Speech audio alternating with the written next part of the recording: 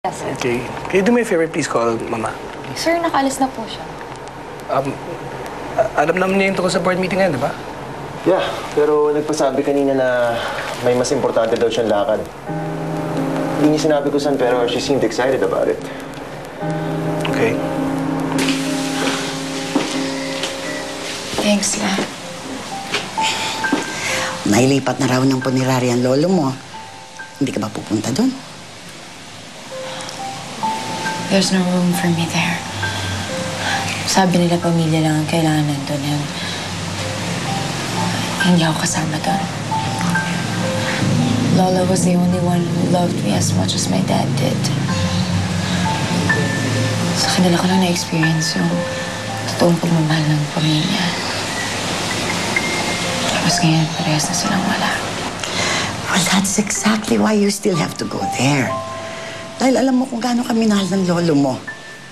At ikaw naman, dapat ipaglaban mo yung pagmamahal mo sa kanya. Hanggang huli. Pumunta ka, ha? Takot ako, Lola eh. Alam ko sinisisi nila ako sa nangyari. I can't defend myself because it's true. Dahil sa pagsisinungaling ko, nangyaring lahat ng ito.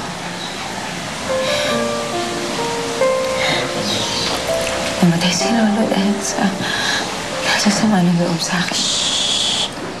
Mahal ka ng lolo mo, alam mo yan. Mahal ka niya kahit na nagkaganon. Ha? Mahal ka niya.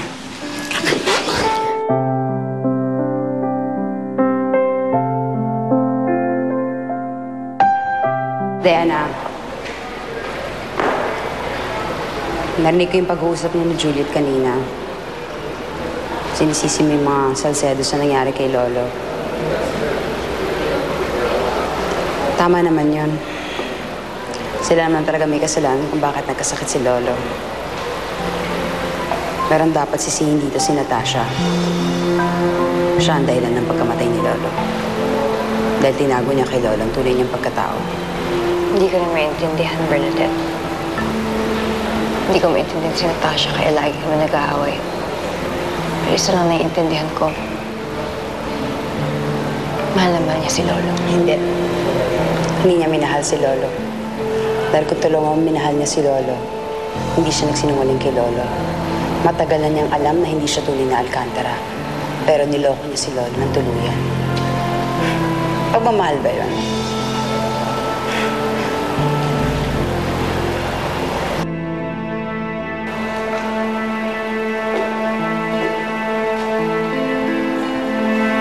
At ano naman ang ginagawa mo dito? Gusto ko lang makasiguro na tama ang balita. Kapal ng mukha mo magpakita pa dito. Nagpula ka pa? Dahil masaya ako.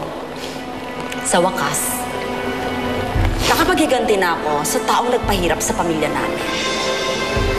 Sayang nga lang at namatay kaagad si Romualdo. Dapat sana, mas naghirap pa muna siya.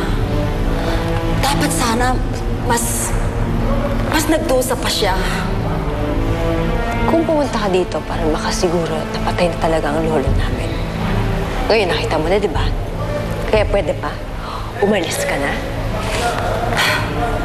Ganyan ba kayo tumanggap ng condolences? Pinakamaganda at pinakamahal na corona pa naman ang in-order ko. Come in. Oh, Bernadette. Oh, prayers from the SGC family. Sweet, di ba? Sweet mo mukha mo! Bernadette! Git ka ka pa ng